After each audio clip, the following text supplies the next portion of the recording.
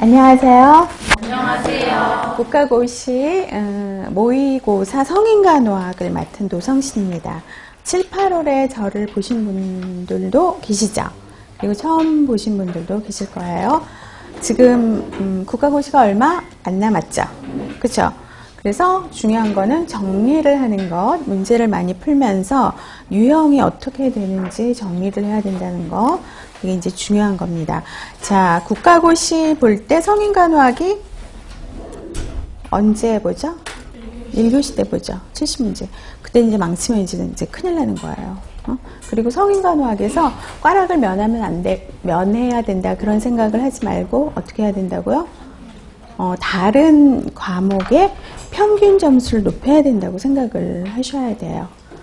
자, 그래서 제가 오늘 모의고사 1회분부터 나가는데 1회는 그 심혈관계,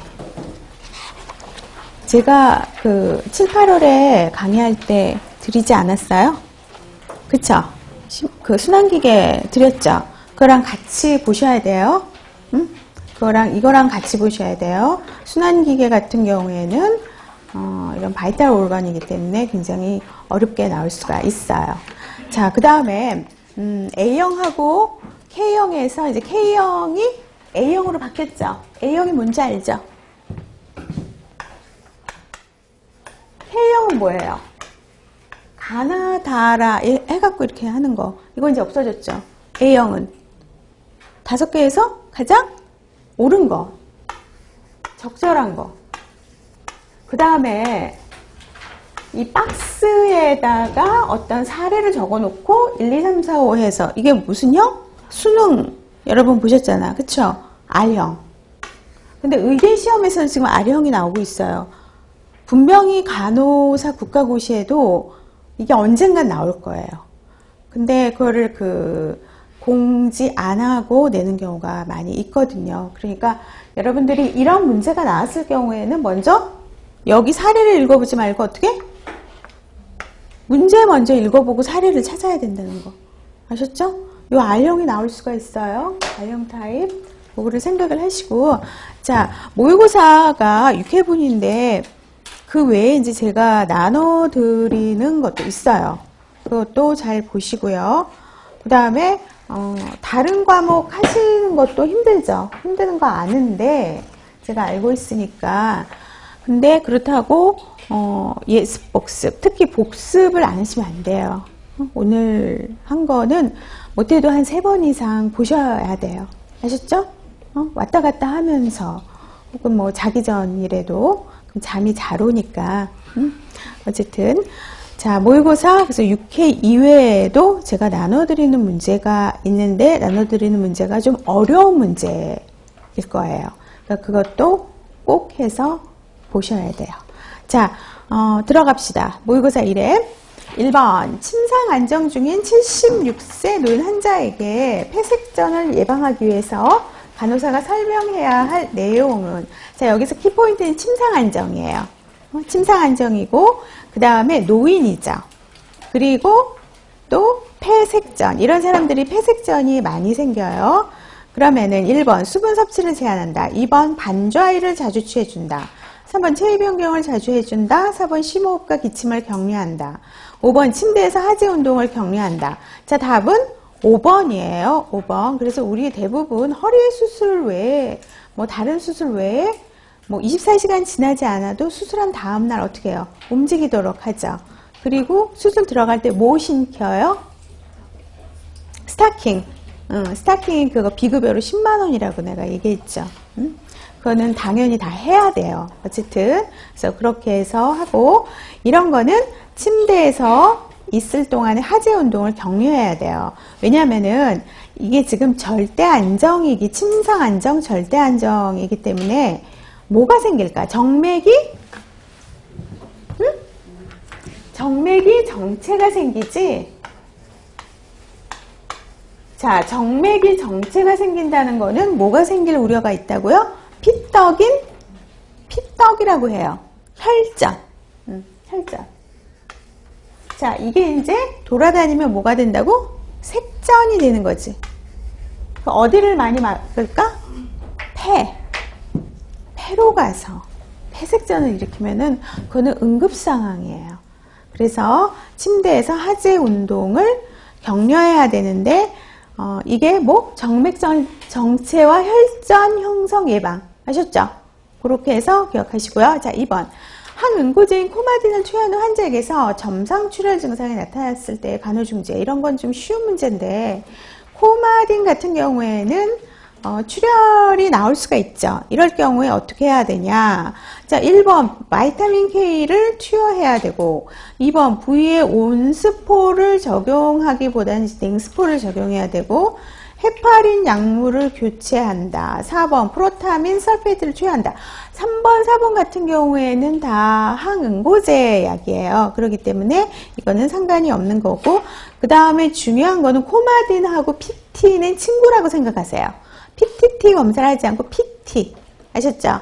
코마딘 PT 그래서 답은 뭘까요? 1번이에요. 바이타민 K를 투여해야 돼요. 그래서 코마딘 사용 전에는 대부분 피검사를 뭘 하냐면 PT 오더가 나와요. PT. 자, 3번 운동부하 검사 중 갑자기 대상자가 흉통과 호흡곤란을 호소할 경우 가장 우선적인 중재라고 했어요. 운동부하 검사가 뭐지? 우리 트레드밀 알죠? 헬스할 때 이렇게. 근데 그 트레드밀이 어떻게 이렇게 경사가 계속 올라가잖아요. 이거 한번 해보신 분 계세요? 운동부하 검사? 보신 분 계세요? 실습해서? 이게 이제 그 심전도실에서 많이 하거든요. 이거는 이제 심장에 무슨 이상이 있나 없나를 검사하는 거예요. 그래서 저도 가슴이 너무 아파갖고 그때 이제 심장 효소 검사하고 외래 팀장을 할 때 가슴이 갑자기 움켜쥐면서 아픈다. 이거는 심장과 관련된 문제가 있다라고 생각을 하고 별 검사를 다 했어요. 그래서 트레드밀 검사를 하다가 갑자기 흉통이 느껴지고 어지럽고 토할 것 같으니까 어떻게 해야 될까? 그때는 딱 멈춰야 돼요. 멈추고 그 다음에 어떻게 해야 되냐면은 만약에 피검사에서 혈액검사에서 그 어떤 CKMB라든가 뭐 다른 마이오글로빈 수치가 높은 사람들 같은 경우에는 니트로글리세린을 먹여요. 그래서 이 문제 같은 경우에는 흉통과 호흡곤란을 호소할 경우 협심증이나 뭐 심근경색 예상 환자를 두고 문제를 낸 거예요. 그러면은 여기에서 자 1번 정상적인 반응이므로 검사를 지속한다. 틀렸지. 그래서 환자 샥 걸려요. 응? 그 다음에 2번 니트로글리세린을 먹이던가 일단은 중지를 해야 돼요. 그 다음에 3번 탄산음료를 마시게 한다. 그럼 안 되지. 4번 진통제를 투약하고 검사를 지속한다. 아무런 소용이 없어요. 검사는 중단해야 돼요. 그 다음에 5번 심호흡을 격려한다. 자, 여기서 가장 우선적인 중재는 뭐예요? 흉통과 호흡곤란을 호소하고 있어. 이게 키포인트예요. 가슴이 막 아프다고 쥐어짜고 있어요. 흉통. 가슴이 답답하다 그게 아니라 흉통, 체스트페인. 니트로글리세린 먹여야 돼요. 그래서 이거 말고 또 어떤 증상이 나타나냐면 어지러움, 또 심실성 빈맥이 나타나요. 그래서 일단은 흉통, 뭐 피로감, 호흡곤란, 어지러움 이런 거 나타나면 즉시 어떻게? 중단해야 돼요. 그래서 저도 중단을 했어요. 그 다음에 필요한 게 뭐냐면 재세 동기가 꼭 있어야 돼요. 이러다 발작이 일어날 수가 있거든요. 그래서 재세 동기가 꼭 필요하다라는 거 그거를 꼭 기억을 하시고요. 그 다음에 검사 한 4시간 전부터는 흡연이나 음주, 카페인 함유된 음료, 뭐 탄산음료 그런 건 영향을 미칠 수가 있지 심장에. 그러니까 어떻게? 금지해야 되지. 그쵸? 4시간 전부터 금지해야 돼요. 그래서 저는 다 검사를 했는데 결과가 뭐가 나왔냐면은 뭐가 나왔을까? 공황장애가 나왔어요. 공황장애. 패닉. 공황장애. 어쨌든 그것도 공황장애도 무섭더라고요. 자, 4번 심전도에서 QRS구는 무엇을 뜻하는가? 우리가 심전도 보면은 여러분들이 이제 나가면은 임상에 나가면 심전도에 그 그림이 나오면서 뭐 심실성 빈맥, 뭐 심방조동, 심방 뭐 세동, 심신세동 이런 식으로 딱 떠요. 요즘은 그 다음에 삑삑 울려요. 환자가. 그래서 이제 심전도가 제대로 다 이렇게 부착되어 있는데 이상하다 그러면은 얼른 그 응급처치를 해야 되죠.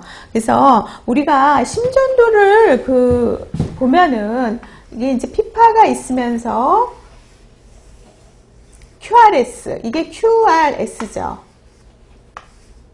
그 다음에 이게 P 웨이브예요. 근데 그럼 여기에서 QRS군은 무엇을 뜻하는가? 심실의 탈분극이에요. 심실의 탈분극.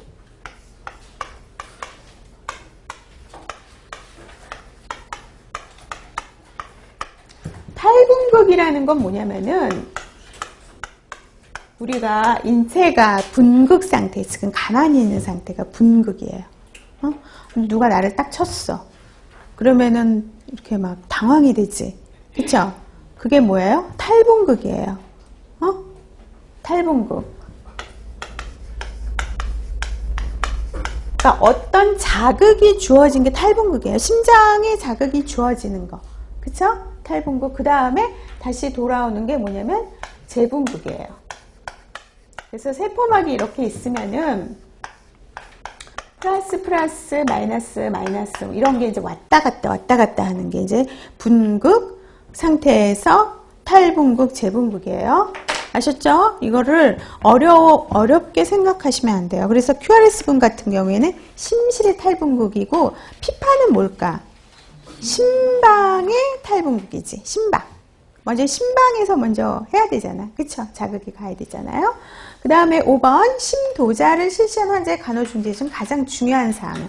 가장 우선적인 것. 문제가 이렇게 나와요. 가장 우선적인 거 이런 문제가 많이 나오는데 심도자라고 하는 것은 뭐냐면은 그 심장과 가까운 동맥을 통해 갖고 캐터리제이션 그 어떤 그 카테터리제이션으로 해서 거기에다가 어떤 도관을 그거를 갖다가 삽입을 하는 거죠. 심도자. 그래서 가장 중요한 사항은 뭐냐면은 이게 심도자를 할 때 어느 동맥을 통해서 들어가냐면은요. 이건 좀 알아두세요. 동맥을 통해서 들어가는데 요골 동맥이나 어디? 대퇴동맥. 그렇기 때문에 이 밑에 하지의 순환 상태를 점검하는 것이 굉장히 중요해요. 그 밑에까지 동맥이 가야 되잖아요. 근데 안 가는 경우가 있을 수 있거든요. 그래서 여기서 가장 중요한 사항은 뭐냐면은 뭘까? 그렇지. 사지의 순환 상태를 파악하기 위해서 말초맥박을 촉지해야 된다는 거. 굉장히 중요한 거예요. 왜냐면은 이게 출혈이 생기면은요. 하지의 흐름을 어떻게 방해할 수가 있어요. 요골하고 대퇴에서 출혈이 한번 생기면은 이게 심장에서 펌핑을 탁 했는데 이 아래까지 못 갈 수가 있잖아요. 그쵸? 그래서 흐름을 방해할 수가 있으니까 그 시작된 동맥 아래의 부분의 동맥의 순환 상태를 봐야 된다. 무슨 말인지 알겠죠? 응?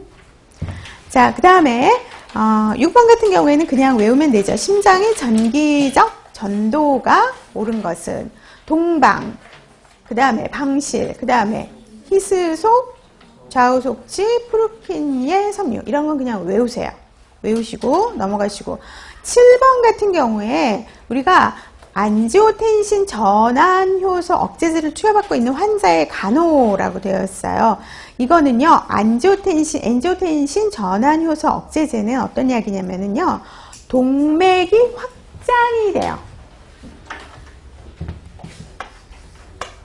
엔지오텐신 전환 효소 억제제, 뭐 AGE 이니베이터라고 하는데 일단 여러분들은 그냥 한글로 엔지오텐신 전환 효소 억제제라고 외우시고요. 이게 무슨 작용이 있다고?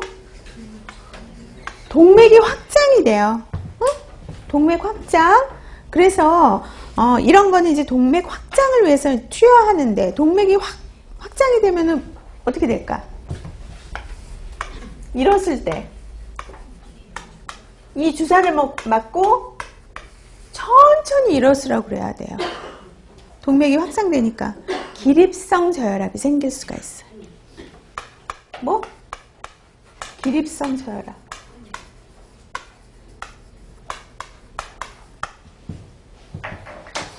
약물도 꽤 많이 나옵니다. 약물에 대해서도 여러분들이 잘 알아두셔야 되고요. 그래서 혈압을 잘 관찰해야 되죠. 기립성 저혈압이 생길 수가 있다. 뭐? 동맥이 확장되니까.